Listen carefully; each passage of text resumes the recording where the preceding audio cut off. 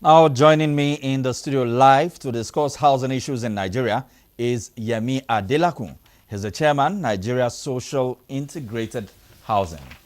Good to have you join us on NTA International. Thank you very much. Now, Yemi Adelakun, what is the Nigeria Integrated Social Housing and what really informed the concept? Thank you. Nigeria Integrated Social Housing Cooperative Society is a private sector initiative aimed at mobilizing and empowering off-takers towards acquiring homes at affordable prices and at single-digit interest rate. What informed this? I retired recently from the Federal Civil Service as Permanent Secretary, Common Services Office in the Office of the Head of the Civil Service of the Federation. I was then, up to my retirement, the chairman FISH program, which was basically for serving civil servants. But some of us, including myself, that could not benefit from FISH before my retirement, we need a platform to be able to achieve this goal. And this is why we have FISH, Nish, which is Nigeria Integrated Social Housing Cooperative Society. And we're looking at the off-takers as the focal point.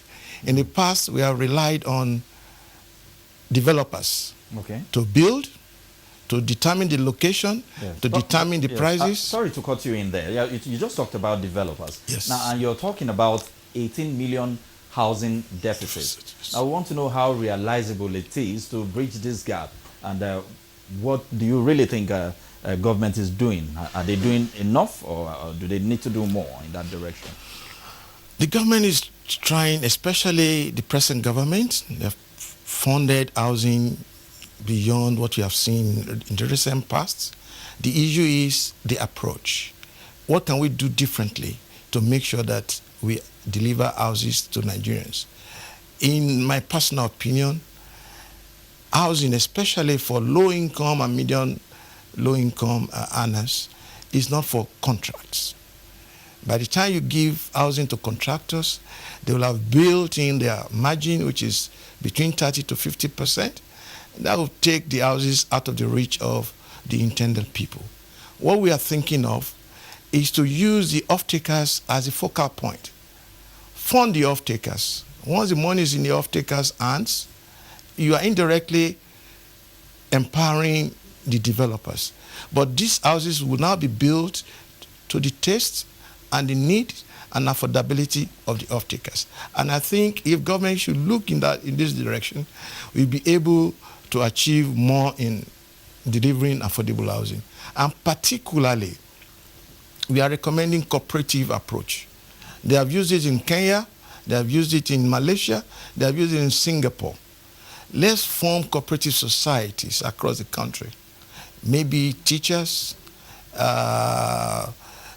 workers, nurses, and let them fund it themselves, because everybody has a role to play, now, including the off-takers. What precisely is the role of the off-takers? You talked about the developers, yes. And most times government has to rely on developers for housing scheme, and there seems to be a kind of gap in that area. Yes. Now, what's your reaction to that? The off-takers themselves, first and foremost, must be able to cut their coat according to their cloth. Somebody who can only attract mortgage of 3-4 million is looking for a house of 7 million. Unless you are able to come out with the difference, which is called,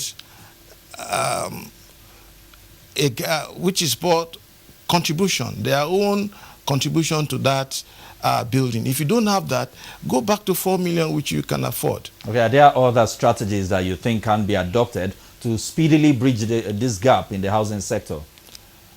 Apart from the paradigm shift from the supply side to the demand side, we are believing that government needs to provide land, make land accessible to the cooperative, not to the developers. Most times, land given to developers, you are not sure how it ends up. But if you give it to these cooperative societies and the members are able to monitor it, they know their needs, that will have cut down the cost of the prices by almost 20%.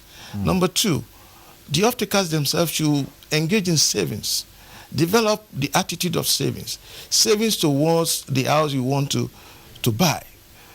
Instead of renting, because you are paying rent to somebody, and at the end of the day, you live with nothing. But if you now save towards owning your own house, sometimes 5 years, 10 years, 15 years, you become the owner of that house yourself. And rent-to-own option is one other area we can look at. Lagos State particularly has adopted this method and is helping. If you cannot afford mortgage, you should be able to have rent-to-own, which is more or less owner-occupier system. Okay, we definitely hope that we will get it right this time. I must thank you, Mr. Yemi Adelakun, for your time and for being on NTA International. Thank you very much, Emeka. Bye. Yeah, we had Yemi Adelakun, his chairman, Nigeria Integrated Social Housing, on the program.